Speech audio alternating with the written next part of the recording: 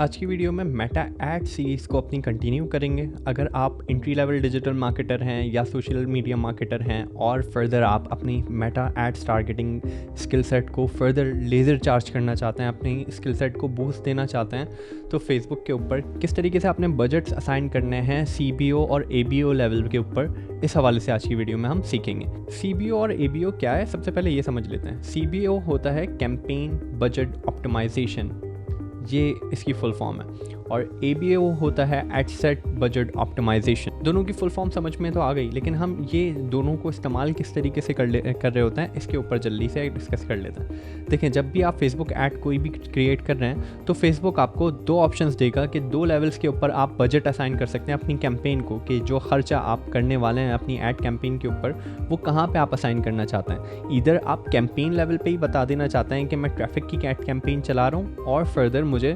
$10 per day के हिसाब से इसको चलाना है, या फिर आप एड सेट लेवल पे बताना चाह रहे हैं कि इस एड सेट के ऊपर मुझे डेली इतना एड स्पेंड लगाना है। ये मैं मेन फेसबुक की ऐड स्क्रीन के ऊपर हूँ, मैं क्रिएट एक कैंपेन करूँगा। इसमें से मैं कोई भी कैंपेन सेलेक्ट कर लेता हूँ आपकी मर्ज़ी के हिसाब से। उसके बाद जैसे ही मैं कैंपेन का मेन स्ट्रक्चर पे आ जाऊँगा ना, यहाँ देखें आप, ये तीनों लेवल्स आ गए, campaign level, ad set level और एड लेवल। कैंपेन लेवल के ऊपर अगर आपने जो बजट है वो असाइन करना है वो यहाँ से आप ऑन करेंगे। यहाँ पे अगर आप बजट असाइन कर रहे होंगे तो ये कैंपेन लेवल पे होगा। अब यहाँ पे इस तरीके से मल्टीपल भी एड सेट आ जाए ना, जैसे यहाँ पे मैं क्विक डुप्लीकेट कर देता हूँ। अब इसको मैं नाम दे देता हूँ A, इसको मैं नाम दे देता हूँ B, इसको मैं नाम दे देता हूँ C। एज लॉन्ग एज आपने बजट जो सेट किया हुआ है वो यहाँ पे कैंपेन लेवल के ऊपर से किया हुआ है, तो वो बजट इन तीनों A, B, C के दरमियान में डिस्ट्रीब्यूट हो रहा होगा। वेयर एस अगर आप ऐसा करें कि यहाँ से कैंपेन लेवल से बजट को बंद कर दें, तो आपको एक एक एड सेट के ऊपर आके यहाँ से बजट असाइन करना पड़ेगा मैनुअली। आप देख सकते हैं यहाँ पे बजट एंड स्केड्यूल के अंदर मेरे पास यहाँ पे ऑप्शन आ गया। जैसे ही मैं यहाँ पे आके वापस CBO सेटिंग ऑन करूँगा, देखें एड सेट लेवल पे अब बजट चला जाएगा। सी यहाँ पे अब बजट आना ख़त्म हो गया। प्रैक्टिकली ये ऐसे दिखता है। कैंपेन लेवल पे CBO लेवल के ऊपर बजट यहाँ पे दिखेगा, और एड सेट लेवल पे जैसे ही आप इसको बंद करेंगे एड सेट लेवल पे यहाँ पे दिखेगा। अब ये हम कर क्यों रहे हैं, इससे फ़ायदा क्या होता है, आइए चलिए ये डिस्कस करते हैं। यहाँ बराबर में आपको एक डायग्राम दिख रही है मेरे, जो कि आपको बता रही है कि अगर आपने एड सेट लेवल के ऊपर बजट को असाइन करा हुआ है तो सूरत हाल कुछ इस तरीके से दिखेगी। जैसे हमारे पास 3 एड सेट्स हैं, A, B और C। दोनों A, B, C को आपने $10 पर डे के हिसाब से बजट असाइन कर दिया। अब in the end of the day, जब डे एंड के अंदर आपने देखा कि क्या कन्वर्जन आई, तो एक एड सेट ने एक कन्वर्जन करके दी, दूसरे एड सेट ने $10 को इस्तेमाल करते हुए 2 कन्वर्जन्स करके दी, और तीसरे एड सेट ने $10 को यूज़ करते हुए 3 कन्वर्जन्स करके दी। अब in the end of the day आपने कंपेयर किया कि अच्छा ये तो बहुत डिफरेंस आ गया। पहले एड सेट ने मुझे $10 खर्च करे और सिर्फ एक सेल ला के दी, दूसरे एड सेट ने $10 खर्च करे चलो लेकिन 2 सेल ला के दी, और तीसरा तो बहुत ज़बरदस्त निकला, ये तो सुपर मैन निकला, इसने तो $10 खर्च करके 3 सेल ला के दे दी। अब आप क्या सोचेंगे कि चलो अब बाकी के 2 जो हैं जो कि लीस्ट परफॉर्मिंग है, नॉन वायबल है, इन दोनों एड सेट को मैं स्विच ऑफ कर देता हूँ और तीसरे को चलते रहने देता हूँ। ये जो काम आप मैनुअली कर रहे हैं ना, यही चीज़ ऑटो ऑप्टिमाइज हो जाती है, सिंप्लीफाई हो जाती है जब आप कैंपेन लेवल के ऊपर बजट असाइन कर रहे होते हैं। अब इस डायग्राम के अंदर देखिए, इस डायग्राम में मैं आपको दिखा रहा हूँ कि अगर आपने $10 पर एड सेट की जगह पूरे बजट को कंबाइन कर लिया होता, $30 पर डे का बजट आपने कैंपेन लेवल पे असाइन कर दिया होता, और फेसबुक खुद ब खुद उसको टेस्ट आउट करना शुरू करता। पहली, दूसरी, तीसरी कैंपेन को वो थोड़ा बहुत चला के देखता कि भाई इनमें से सबसे ज़्यादा बेस्ट परफॉर्मिंग कौन सी है। उसमें से जैसे कि उसने देखा कि भाई पहले वाले के ऊपर थोड़ा सा मैंने बजट लगाया, लेकिन इसकी जो कॉस्ट पर लीड है या कॉस्ट पर सेल है वो मिसाल के तौर पे $5। दूसरे एड सेट पे देखा उसकी कॉस्ट पर सेल जो है वो $4। तीसरे एड सेट पे देखा कि यार इसकी कॉस्ट पर सेल जो है वो $1 है, कॉस्ट पर एक्विजिशन $1 के अंदर वो एक सेल ला के दे देता है। तो वो क्या करेगा, बाकी पूरा दिन, बकिया पूरा टाइम वो सारा पैसा उस विनिंग एड सेट के ऊपर लगा देगा जो कि कम से कम खर्च के अंदर ज़्यादा से ज़्यादा बेहतर परफॉर्म कर रहा है। ये फ़ायदा होता है कैंपेन बजट ऑप्टिमाइजेशन का, CBO लेवल पे बजट असाइन करने का।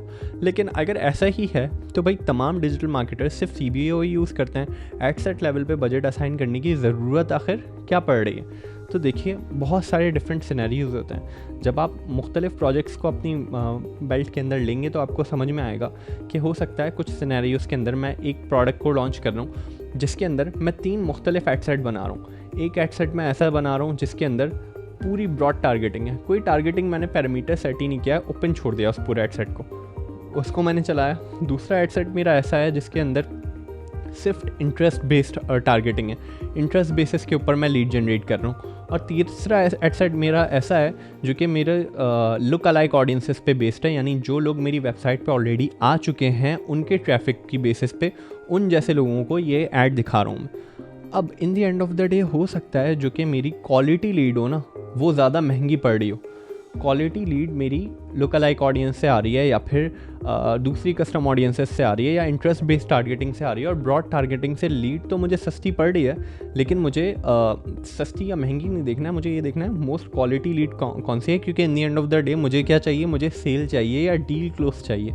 मुझे सिर्फ नंबर ऑफ़ लीड्स दिखा के अपने बिजनेस ओनर को खुश तो नहीं कर देना है। तो इस सिनेरियो के अंदर मुझे एड सेट लेवल के ऊपर बजट असाइन करके ये देखना होता है कि अगर मैं सेम लेवल के ऊपर सबको बजट असाइन करूं तो मोस्ट ऑप्टिमम परफॉर्मेंस कौन दे रहा है। मैं ये भी देखूंगा कि अच्छा तीनों की कॉस्ट क्या आ रही है, तीनों से मैं लीड जनरेट करवाऊंगा और उसके बाद तीनों से की लीड की क्वालिटी मैं देखूंगा कि लीड क्वालिटी कैसी है। ज़रूरी नहीं है जो एड सेट सस्ते में मुझे लीड ला के दे रहा है वही बेस्ट परफॉर्मिंग हो, ज़रूरी नहीं है वो सेल जनरेट करके दे। हो सकता है वहाँ से मुझे गार्बेज आ रहा है, वहाँ से मुझे रिडंडेंट लीड्स आ रही हैं, मेरे किसी काम की नहीं है। तो ऐसी लीड जनरेट करके अपने आप को खुश कर देना बेमायने है।